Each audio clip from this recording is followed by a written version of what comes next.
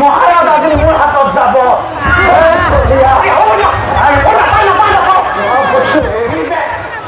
এগৰাকী নাৰী সেইটো কৰে এগৰাকী নাৰী কিমান কষ্ট দিয়ে এজন ককায়েকে কলিয়া আজি নিষ্ঠা নাই মহাৰে এৰিদা বুলি কৈছো এৰিদা এৰিদা বুলি কৈছো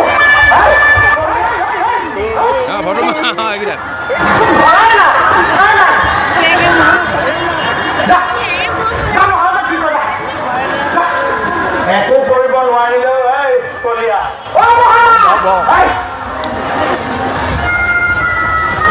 মানা তাত পাইছে মহাৰাজক মাৰিবলৈ যাম আমি ইমান ভয় ঘূৰি আহিছে মই ইমান ভয় পোৱা নাই জাতিপাত লৈ যাম মহাৰাজক একো কৰিব নোৱাৰিলেও কোঠাটো সন্মুখত এয়া তাকে শুয়ে তইতো জান তই ইমান ভৰি আজি তোৰ খং খোৱা কাৰণটো মোৰ তই ইমান খং খাই আছ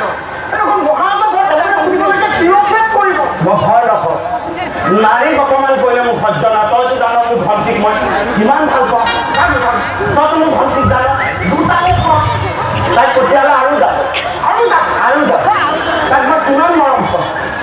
তইতো জান এই দুখন হাতেৰে মোৰ ভণ্টিক মই বিয়া দিছোঁ গাঁঠিৰ ঘৰ ভাঙি তাইক বিয়া দিছোঁ মাটি ভেটি দিছোঁ বেলেগৰ কাটি পাৰ হৈ ছাগলী চুৰ কৰি সেই ঘৰে বিয়া দিছোঁ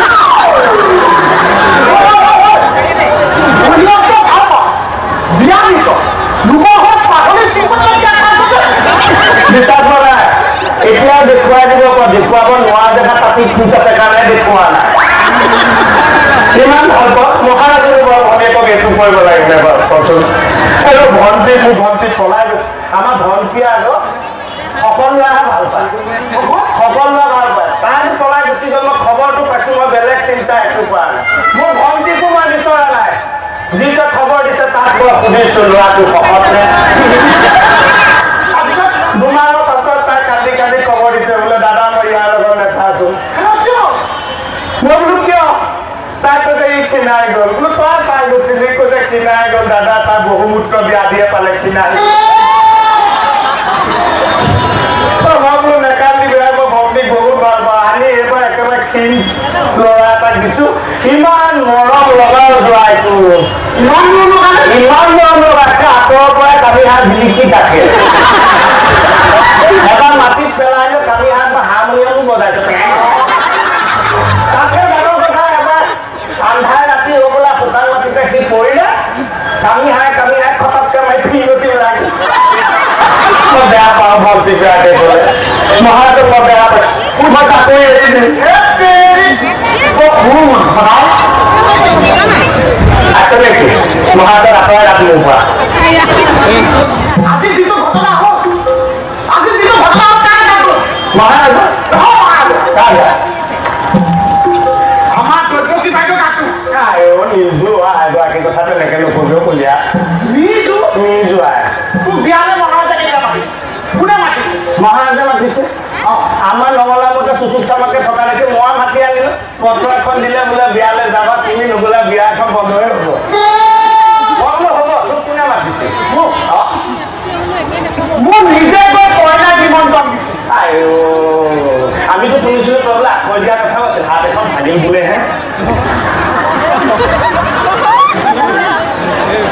দ্ৰৌপদী মোৰ ঘৰলৈ গৈ কৈছে বলিয়া তুমি কিন্তু বিয়ালৈ যাব লাগে নিজৰ ভাই বুলি ভাবে যে 3 দিন আগতে মোক কিমান আনন্দ লাগিব ভাবচোন কিয়নো বেয়া বুলি কৈছ 3 দিন আগত যিমান সময় মাতিছিল তাৰ আগতে গৈ মই বিয়াখন উপস্থিত এই ঘৰত মই বোলো হয়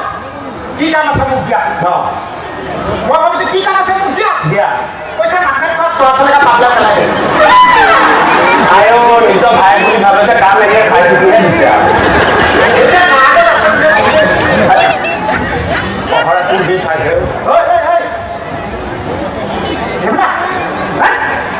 আমাৰ দ্ৰব্যকীয়াৰ পেটটো খোলা মিঠা কেনেকে মিঠা বৰণীয়া হ'ব ইমান ধুনীয়া বগা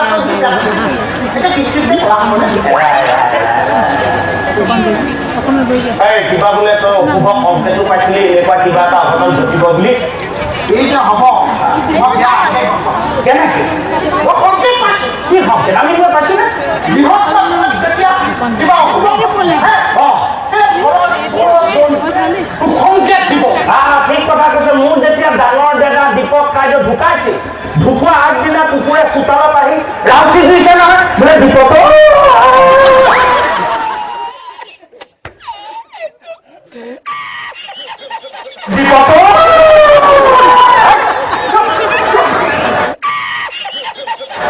তই কি সংকেত পালি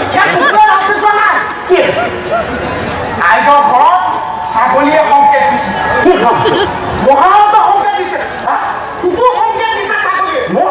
মোকো দিছে কুকুৰ অইনটো বাদ দে আমাৰ বহুতে ভিন্ন ইংগিত দিছিল কেনেকৈ মানে ছাগলী আকৌ পৰা চিঞৰি আছে কিন্তু শুনা নাই অকল মই লক্ষ্য কৰি আছো মই ব্যস্ত এপাক ক'ত ছাগলীজনী এৰা ছিগি আহি আমাৰ বহুতে ভিন্ন পুচিবলৈ লাগে আৰু ক'ত পুচিছে কঁকালত ভাগ্য ভাল আছিল যে অকণমান